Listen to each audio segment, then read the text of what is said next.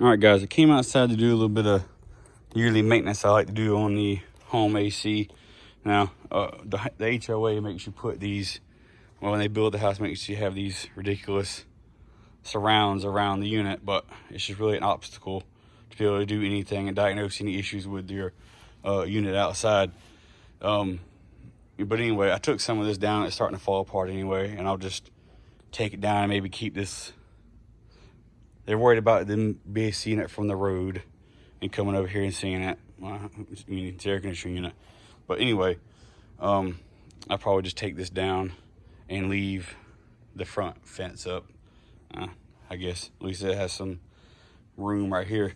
Anyway, so a lot of times, a lot of issues people have with their home AC units. It's not cooling, the unit won't ever turn off. It's freezing up and this and that. And, number one thing I like to tell people, check your filters inside. Make sure you're changing them regularly.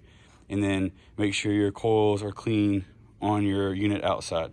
Now, I've started cleaning this before I thought about doing a video. But, you see, when the unit's running and you're out here cutting grass, maybe you have a lawn service that comes by and cuts your grass. You got, all these fluffies that fly around, the seeds. And you got your dandelion out here, whatnot. And when your air conditioner's on and now her cutting grass, it's sucking all up in the unit here. When their pollen's getting released in the springtime, your unit's on, it's sucking in, and it's caking your coils right here. So you'll see all this debris on the unit. And it's just dirty, it's filthy. Keeping your coils clean outside is going to allow your unit to run more efficiently, and especially if you have one that's a little bit older, help extend the life of the unit a little bit, not having to run as much. Anyway, that's what you need to get here, is get you a coil cleaning spray gun. Now, it's similar to the foam blashes that people like to use to clean their cars with. Hook it up to a hose, put a solution in the spray bottle. A lot of times you'll have a dilution dial here, and you twist it, and on the bottle it should tell you right here what the ratio is for what you want to dilute the solution or your soap or whatever you're using. Now in here I'm using a Simple Green. It's a bio-friendly degreaser, and I got it on the highest foam setting. And it's also important before you do any sort of work right here, especially if you're spraying water, turn the power off at the unit, and make sure make sure that nothing's going to get wet electronically. You don't want to spray the box. Definitely don't want to spray that.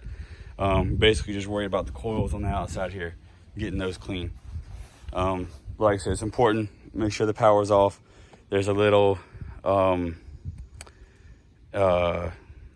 is a disconnect. Usually on a bigger unit it's a switch, but this is a little pin that you pull out. It should be probably in fact, we'll go ahead and do that.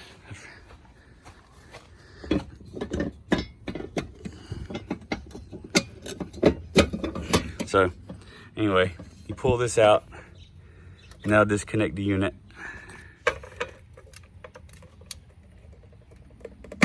Might be a little hard to get out, but anyway, a lot of times a lot of times they're not ever removed unless they're trying to diagnose something on the unit.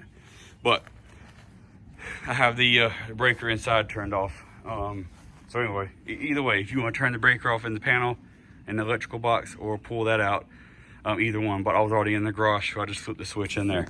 So anyway, what you want to do is give her a good soak.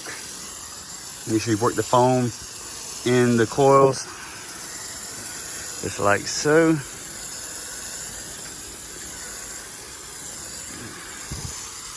Now, using it on the highest setting, where it uses the most foam, is definitely going to drain this bottle quickly. But like I said, there's different dilution settings depending on what you're doing. But, I know my unit's got some damage from whatever, we didn't originally move into this house when it was new.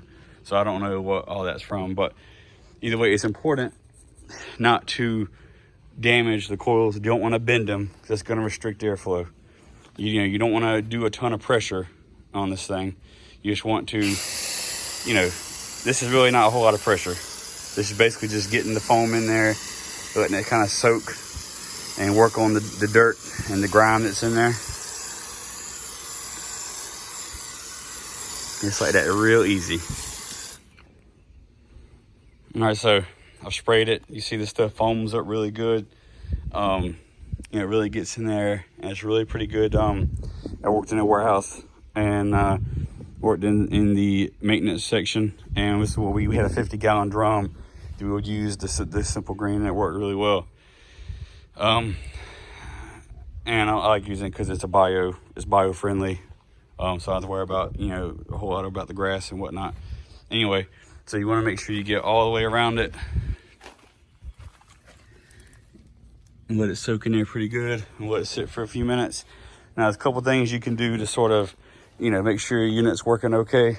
Like I said, making sure the coils are clean. And like I said, it doesn't hurt. It doesn't hurt to do this 2 or 3 times during the summer, especially if you live in a hotter climate. That might be really dusty or dry or what have you. Then you can run into issues that it constantly gets gummed up. So you want to do like a deep clean at the beginning of the summer, right at the end of the spring, and really get a nice foamer and foam it up, hose it off, and then maybe once a month come out here and just hose it down with some water, just to get it nice and clean. You can check and make sure that your fan spins freely, and you can take some air and blow on it, but it won't hurt to get a little bit of water in there. I mean, it rains in there, and you can soak it a little bit, and as long as it spins freely, you're not going to have an issue with the fan seizing up and not cooling your compressor. Now, my neighbor over here, I went on the back porch one day and heard his unit was making an awful noise. I mean, it was awful. So I went over there and looked at it. The compressor was running and the fan was not. So it was like boiling hot. And for some reason, usually you have like a high pressure switch. I don't know much about residential, but I know commercial units, like I service a couple 15 tons and a 20 ton and a 30 ton.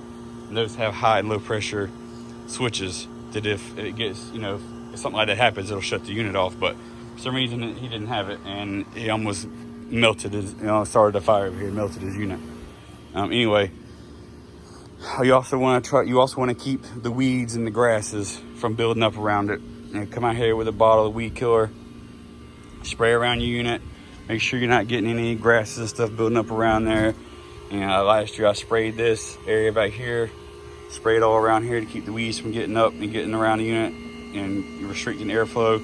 And all these things might sound little in and of itself, but they're all small pieces to a bigger pie.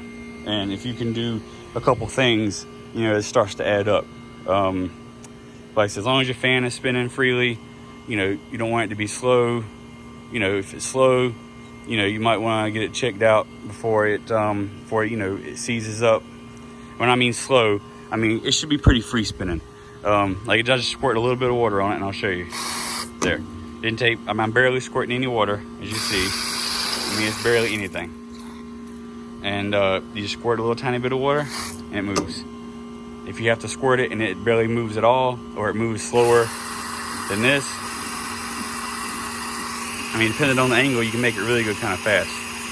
But if it's not spinning like that, you need to get it checked out, because you could be solving a problem before it becomes one. Next thing you know, it's you've been home at work, you've been out at work all day, and you come home and it's 85 degrees in your house, and you got a shot unit. So that's just important. So a couple of important things to check. I'm gonna let this sit for a couple more minutes, and we'll be right back. She's been sitting for a little bit. So some of these foamers, especially maybe a foam can you're using with your car or something, they'll have a disconnect here. Just a quick disconnect like you'd use on an air hose. You just want to pop it off, and then you got basically just a spray nozzle. So, but like I said, you don't want to use it with a whole lot of water, of force, a real strong stream of water, because you'll bend these fins on this coil. But what you want to do is right here, you see the foam is running out.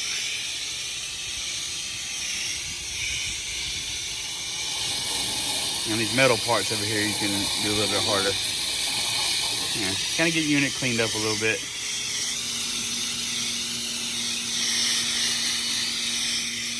Still spraying. You'll see, like I said, all that soap and that simple green is running out your coils.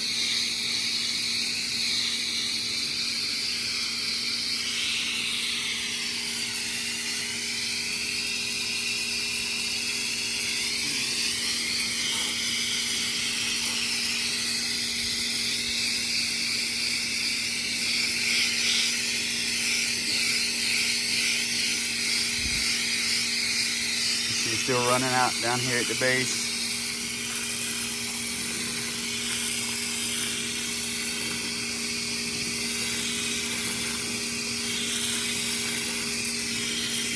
All right, it's hot out here. Let me get 2 hands on this. I want this hose, and we'll start another video in just a second. All right, we got her all cleaned up. And you want to get, you want to try to rinse as much of the soap or the foam, the degreaser, whatever you're using, off there as possible.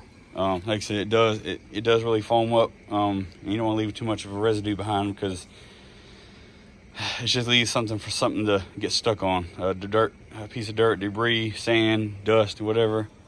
Like I said, this unit's pretty beat up. It's like 17 years old, but I think she's in pretty good shape for being 17 years old. Like I said, we're losing a lot of the coating off the fins, off the coils. Sorry, I didn't mean to get you in the post. We're losing a lot of the covering, the coating off the coil, and is not a result of using simple green. Simple green is not acid. Now, if you use like an acid-based coil cleaner, you'll start eating the protective coating off of this, off of the coils. I just don't like to use the more harsh stuff. Anyway, so I said, get her all cleaned up. You don't have to wait until it's completely dry for you to turn the unit back on. I can't wait to see how hot the house is now. Like I said, I live down south. It's been, not even summer yet, and we've been pushing, mid 90s. And the humidity has just been absolutely brutal. But anyway, like I said, just follow a couple of these little tips. Keep your unit clean, and, try to look for problems before they arise, and, head it off early so it doesn't cost you, more than it would have cost if you had gotten it fixed when you noticed it. All right, take care, guys. Stay cool, stay safe. We'll see you on the next one.